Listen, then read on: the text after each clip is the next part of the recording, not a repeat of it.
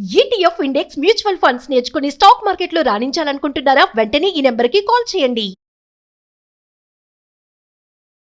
నమస్తే, welcome back to Suman T. ప్రస్తుతం మనతో పాటు ఉన్నారు ఎడ్యుకేషన్ కన్సల్టెంట్ దుర్గశ్రీ గారు. మరి దిస్ టాపిక్ ఏంటంటే పేరెంటింగ్. పేరెంటింగ్ లో చాలా రకాలు మనం చూస్తూనే ఉన్నాం కదా. అందులో ఒకటి హెలికాప్టర్ పేరెంటింగ్. ఏంటి హెలికాప్టర్ పేరెంటింగ్ అనుకుంటున్నారా? నాకు కూడా సరిగ్గా తెలియదు. అసలు ఈ హెలికాప్టర్ పేరెంటింగ్ అంటే ఏంటి, మరి ఈ హెలికాప్టర్ పేరెంటింగ్ లో మీరు కూడా ఉన్నారా లేదా అనేది ఖచ్చితంగా ఈ వీడియో స్టార్టింగ్ నుంచి ఎండింగ్ వరకు చూసి కామెంట్స్ లో తెలియచేయగలరు. మరి మేడంతో మాట్లాడదాం. నమస్తే మ్యామ్. నమస్కారం అండి. మేడం, పేరెంటింగ్ లో నేను చాలా రకాలు చూశాను. అందులో హెలికాప్టర్ పేరెంటింగ్ అంటే అసలు అది కొంచెం వినడానికి విచిత్రంగా ఉంది. అంటే ఇది కామన్ ఏమో నాకు తెలీదు. ఒకసారి మా వ్యూవర్స్ కి ఈ రోజు హెలికాప్టర్ పేరెంటింగ్ అంటే ఏంటి, దానివల్ల లాభాలు, నష్టాలు, బెనిఫిట్స్ నేను కామెంట్ రూపంలో కూడా పెట్టమన్నాను చాలా మందికి. మరి అందులో వాళ్ళు ఉన్నారా లేదా కూడా తెలుసుకోవడం కోసం కొంచెం వివరంగా. పేరెంటింగ్ కామన్ కదా. పేరెంటింగ్ అంటే డెఫినేషన్ ఏంటి?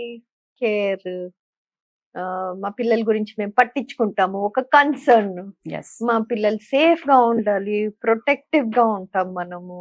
అంటే వాళ్ళ బాగోగులన్నీ చూసుకుంటూ వెళ్ళటమే మనకి పేరెంటింగ్. వాళ్ళకి అవసరమైనది ప్రొవైడ్ చేయటము, వాళ్ళు చెప్పాలనుకున్నప్పుడు మనం వినిపించుకునే స్టేజ్ లో ఉండటము, వాళ్ళకి ఏ అవసరం ఉందో మనం ముందరే పసిగట్టి వాళ్ళకి అన్ని ప్రొవైడ్ చేయటం అనేది పేరెంటింగ్ అని. కాకపోతే కొన్నిసార్లు ఇవే కొంచెం క్రాస్ ఓవర్ అవుతాయి. అంటే ఎలాంటి సిచ్యువేషన్స్ క్రియేట్ అవుతాయి అంటే, మీరు అన్నట్టు ఈ హెలికాప్టర్ పేరెంటింగ్ హెలికాప్టర్ అంటే ఆ ఫ్యాన్ తిరుగుతూనే ఉంటుంది. నువ్వు ఎక్కడికి వెళ్ళినా నేను వెళ్ళగలను, నాకు రన్వే అక్కర్లేదు, నేను ఎక్కడంటే అక్కడ ల్యాండ్ అయిపోగలను. Simple thing, right? ఈ హెలికాప్టర్ పేరెంటింగ్ లో ఏమవుతుంది, ఆ పేరెంట్స్ కాన్స్టెంట్ గా హవరింగ్ అనమాట. అంటే ఏంటి ఏంటి అటెళ్ళి ఇటెళ్ళి ఏం చేస్తున్నావు, నువ్వు ఇది చేయొచ్చు కదా, నువ్వు అది చేయొచ్చు కదా. సో ఆ కాన్స్టెంట్ గా వాళ్ళ చుట్టూ తిరుగుతున్న ఫీలింగ్ ఇస్తారు కదా, దాన్ని మనం హవరింగ్ అంటాం. ఓకే, ఇప్పుడు కాన్స్టెంట్, ఇప్పుడు మీరే ఒక అడల్ట్ గా, పోనీ మీరు చిన్నగా ఉన్నప్పుడు ఎవరైనా కాన్స్టెంట్ గా మీ చుట్టూ అట్లా తిరుగుతూ ఉంటే మీకు ఒకలాంటి ఇన్సెక్యూర్ ఫీలింగ్ రాదు? ఏంటి ఎంతసేపు నా చుట్టూ తిరుగుతున్నారు వీళ్ళు.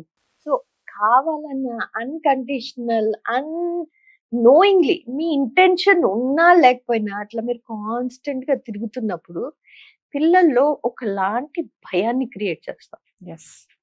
ఓకే, అంటే ఒక అన్రిక్వైర్డ్ ఇంటెన్షనల్ ఇండరెన్స్ అంటాం.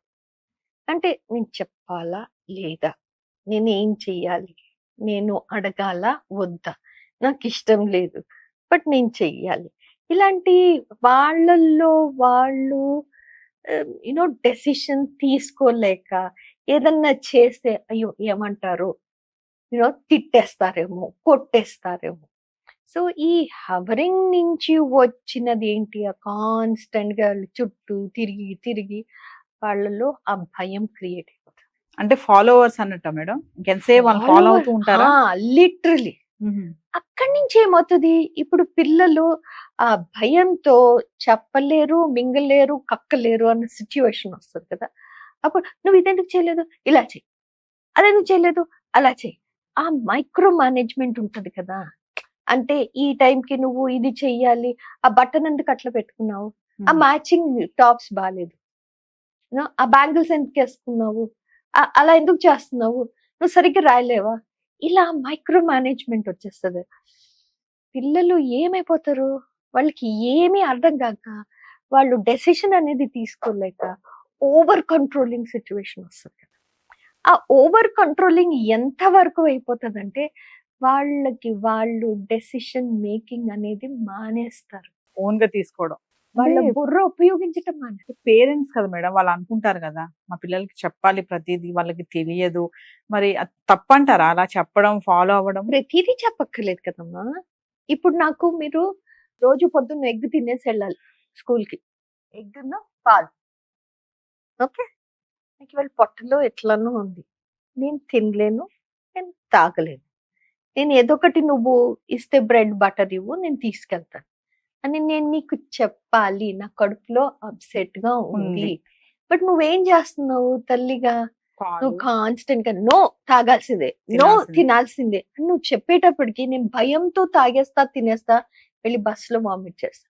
నేను బస్సులో వామిట్ చేశానని మళ్ళీ నువ్వు నన్ను తిడతావు, ఎస్ ఎందుకంటే స్కూల్ నుంచి కంప్లైంట్ వచ్చిందని మళ్ళీ తిడతావు. సో నాకు డెసిషన్ అనేది నేను తీసుకోలేను, ఎందుకంటే నేను ఆ భయంలోనే ఎప్పుడు బతుకుతున్నా. అంటే ఈ హెలికాప్టర్ పేరెంటింగ్ అనే దాంట్లో పిల్లలు డెసిషన్ మేకింగ్ చేసుకోలేరంటారా? ప్రతి దానికి అంటే చిన్న దానికి దానికి కూడా డెసిషన్ మేకింగ్ చాలా దూరము. ఫస్ట్ నేను ఏం చేస్తాను, నా మీద నాకు కాన్ఫిడెన్స్ పోయినప్పుడు నేను చేయగలను అన్న క్వశ్చన్ వచ్చేస్తుంది. నేను ఏం చేసినాను, మా అమ్మకి నచ్చటం లేదు, మా నాన్నకి నచ్చటం లేదు, అది ఎందుకు అలా చేసావు, ఇది ఎందుకు ఇలా చెయ్యాల్సింది కదా అన్న క్వశ్చన్ వచ్చేస్తుంది. అక్కడే నా కాన్ఫిడెన్స్ అంతా పోతుంది.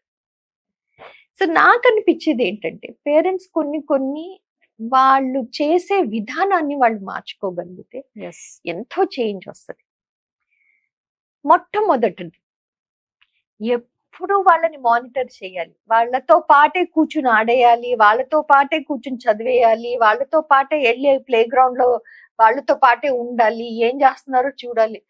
కొంచెము ఇండివిజువాలిటీ అనేది వాళ్ళకి డెవలప్ అవ్వాలి అంటే మీరు కొంచెం బ్యాక్ ఆఫ్ అయిపోయి, మరీ టాడ్లర్ అంటే ఓకే, చిన్న పిల్లలు వాళ్ళకి బయట ఆడుకోవటానికి వెళ్తున్నప్పుడు మీరు ఉండండి, బట్ ఇంట్లో ఆడుకునేటప్పుడు కొంచెం సేపు వాళ్ళకి ఫ్రీడమ్ ఇవ్వండి. ఎస్ అలాని ప్రతిరోజు వాళ్ళు ఎంగేజ్ అయిపోయి ఉండవలసిన అవసరం లేదు కదా. సో ఫస్ట్ థింగ్ కొంచెం బ్యాక్ ఆఫ్ అవ్వండి monitoring wise. Yes Right? The next thing that I would say, overburdening them with too many activities. Karate class నుంచి టెన్నిస్ లెసన్, టెన్నిస్ నుంచి మ్యూజిక్ నుంచి డాన్స్, దాని తర్వాత మ్యాథ్స్. ఫ్రీ టైం ఎక్కడుంది పిల్లలకి? అంటే మరి అది చదువు, ఇదేమో ఎనర్జీ కోసం అని చెప్పి యాక్టివిటీ అంటారు కదా మేడం. యాక్టివిటీ కాదు మరి, ఇన్నా కష్టం కదా. మరి వాళ్ళు చేస్తున్నారు వీళ్ళు చేస్తున్నారు నువ్వెందుకు చేయమంటారు? ఆ కంపారిజన్ అక్కర్లే కదా, అందరూ ఒక బొంత నుంచి వచ్చిన వాళ్ళం కాదు కదా. సో అంత ఓవర్ బర్డన్ చేయొద్దు. ఆ ఫ్రీ టైం కూడా ఇవ్వండి. ఆ ఫ్రీ టైమ్ స్క్రీన్ తో కాదు నేను అనేది, ఆ ఫ్రీ టైంలో బోర్డమ్ అనేది ఏంటి అనేది కూడా వాళ్ళు అర్థం చేసుకోవాలి ఎస్ కదా. అప్పుడే కానీ వాళ్ళ క్రియేటివిటీ అనేది బయటికి రాదు కదా. నేను బోర్ అవుతున్నాను, ఏం చేయగలను నేను డ్రాయింగ్ చేయగలనా, పెయింటింగ్ చేయగలనా, వాళ్ళంతటా వాళ్ళు డిసైడ్ చేసుకొని. మూడోది మైక్రో మేనేజ్మెంట్ ఉంటుంది కదా. మైక్రో మేనేజ్మెంట్ లో ఏంటి, you make decisions for me. ఇందాక మనం మాట్లాడుకున్నాము, ఈ డ్రెస్ వేసుకోవాలా, ఇదే డ్రెస్ వేసుకోవాలి, ఇలానే వెళ్ళాలి. ఇందుకు చిన్న చిన్న డెసిషన్స్ వాళ్ళు చేసుకోవటానికి మనం వదలగలిగితే we become a better parent. Yes okay. దాని తర్వాత ఇప్పుడు మనం సోషల్ గ్యాదరింగ్కి వెళ్ళాం. ఓకే, ఆ గ్యాదరింగ్ లో మా పిల్లోడు ఇది చేస్తాడండి, ఏదన్నా డాన్స్ చేసి చూపించు, ఆ పాట పాడి చూపించు, కరాటే ఐఫోన్ లో ఇట్లా వాడేస్తాడండి. ఎందుకు? వాళ్ళకి చేయాలని లేదు, ఎందుకు అంత పుష్ చేస్తారు? అవసరమే లేదు కదా. ఓకే. ఇంకోటి, ఈ పిల్లలు ఈ భయంతో ఏంటి తెలుసా, వాళ్ళు ఒక personal space and time create చేసుకుంటారు. పిల్లలు personal space and time create చేసుకున్నారు అనుకో, పేరెంట్స్ దాని లోపలికి వెళ్ళలేరు. అదే పేరెంట్సే నీకు ఈ టైం ఇస్తున్నాను, go do what you want to do. Okay, this is yours బేటా. Okay, we finish our studies, do what you want. Okay, a personal space student or child creates for themselves, they will welcome you into that. Yes. Right? So a constant monitoring కొంచెం తగ్గించండి. అన్ని decisions మీరు తీసుకోవద్దు, పిల్లలతో మాట్లాడండి, open conversation. నలుగురిలో ఉన్నప్పుడు రే ఏంట్రా చేస్తున్నావు నువ్వు, నేను ఇదేనా నీకు నేర్పించింది, ఇంట్లో అసలు తినడండి, ఇక్కడేంటి అలా తింటున్నాడు. Don't intimidate. కొంచెము అవన్నీ రెస్ట్రిక్ట్ చేసుకున్నాం అనుకో, we become a better parent. These are some of the examples of helicopter parenting. Okay, మనము ఇంటెన్షనల్ గా చేయమమ్మా ఇది. మన ఓవర్ ప్రొటెక్టివ్ నేచర్, అది ఒక అడ్వర్టైజ్మెంట్ ఉంది కదా, my children are deprived so I'm providing them with it. These are not depriving people. This is not deprivation. This is all about how you want to lead your children.